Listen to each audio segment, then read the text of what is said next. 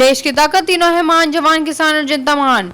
15 अगस्त को खालिस्तान आजादी रैली का ऐलान। भारतीय एजेंसी शतक। अंतर्राष्ट्रीय स्तर पर फिर सक्रिय हुआ 6 फॉर जस्टिस।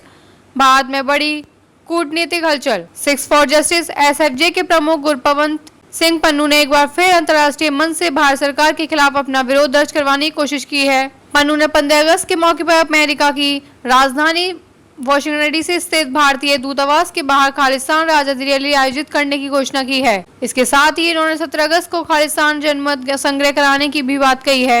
यह घोषणा एक वीडियो संदेश के जरिए सामने आई है, जिनमें उन्होंने भारत सरकार की नीतियों पर सवाल उठाए हैं और पंजाब के भविष्य को लेकर चर्चा की मांग दोहराई है। जारी वीडियो में पन्नू ने 15 अगस्त को तिरंगा जलाओ नामक कार्यक्रम की बात कही, जिसे वह एक प्रतीकात्मक विरोध बताते हैं। वीडियो में वह खुद एक तिरंगे को जलाते हुए दिखाई देता है, जो भारत के लिए भावनात्मक रूप से संवेदनशील विषय है।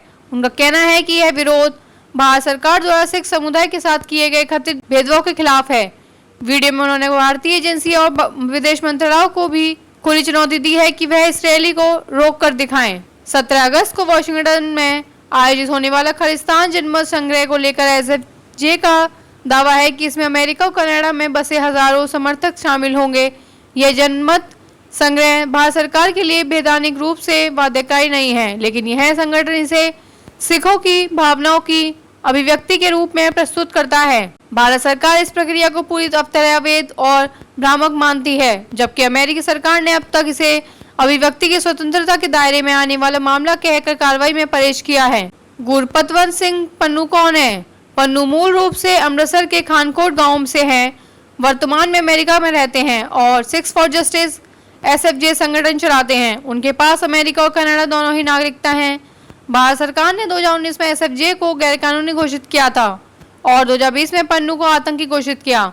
उन पर पंजाबी युवाओं के भड़काने और हिंसा के लिए प्रेरित करने ऐसे गंभीर आरोप हैं। हालांकि अमेरिका की एफबीआई या अन्य एजेंसियों को किसी चार्जशीट में अभी तक एसएफजे को आतंकी संगठन के रूप में नहीं दर्ज किया गया है। पन्नू के वीडियो सामने आने के बाद भारत सरकार की एजेंसी और विदेश मंत्रालय ने सतर्कता बढ़ा दी है। वाशिंगटन स्थित भारतीय दूतावास और अमेरिका में भारतीय समुदाय को लेकर सुरक्षा कड़ी की जा रही है। भारत ने अतीत में भी अमेरिका से एसएफजे के खिलाफ कार्रवाई की मांग की है, लेकिन अमेरिका का रुख लोकतंत्र और अभिव्यक्ति की स्वतंत्रता को लेकर लचीला रहा है।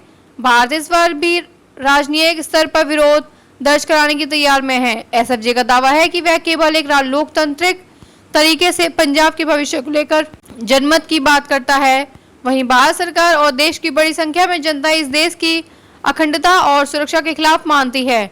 हालांकि किस सिख समुदाय का एक बड़ा तबका एसएफजे से दूर बनाए हुए है और इसे प्रवासी राजनीति का हिस्सा मानता है, जो जमीनी हकीकत से कटा हुआ है। एसएफजे और पन्नू की गतिविधियां विदेश में भले ही कानून वैध हो, लेकिन उनकी भावनात्मक और राजनीतिक गूंज भारत में बहुत गहरी है।